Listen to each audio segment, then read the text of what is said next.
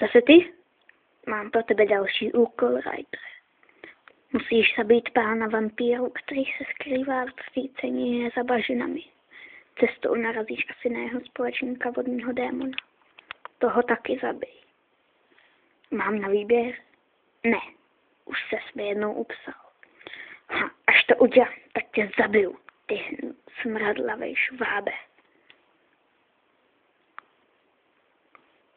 Tohle jsou ty bažiny. Musím si dávat bacha. Koníčku, proč se plašíš? Přestaň se plašit. Vyklopíš mě.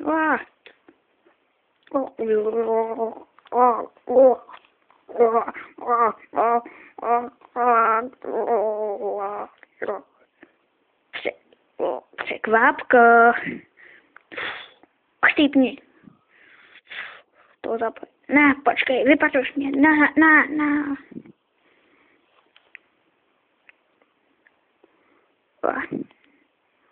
Byl nějaký moc mokrý ten ďábel. Ale kde mám klobouk? To je špatný. Čáry máry fuk. A to